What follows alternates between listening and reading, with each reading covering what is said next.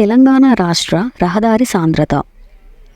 రహదారి సాంద్రత అనేది దేశం యొక్క రహదారి నెట్వర్క్ యొక్క పొడవు మరియు దేశం యొక్క భూభాగానికి గల నిష్పత్తిగా నిర్వచించబడింది. ఇది 100 చదరపు కిలోమీటర్ల విస్తీర్ణంలో రహదారి పొడవుగా కూడా కొలవవచ్చు. 2021 నుండి 2022 సంవత్సరానికి తెలంగాణ రాష్ట్రం 100 కిలోమీటర్లకు 97.49 కిలోమీటర్ల రహదారి సాంద్రతను కలిగి ఉంది. తెలంగాణ రాష్ట్రంలో హైదరాబాద్ 2021 నుండి 2022 సంవత్సరానికి అత్యధిక రహదారి సాంద్రతను కలిగి ఉంది. ఇది 100 చదరపు కిలోమీటర్లకు 1332.7 కిలోమీటర్ల రహదారి సాంద్రతను కలిగి ఉంది. 386 కిలోమీటర్ల రహదారి సాంద్రతతో మేడ్చల్, మల్కాజ్గిరి 2వ స్థానంలో నిలిచాయి. ఆ తర్వాత 100 చదరపు కిలోమీటర్లకు 157 కిలోమీటర్లతో రంగారెడ్డి ఉంది.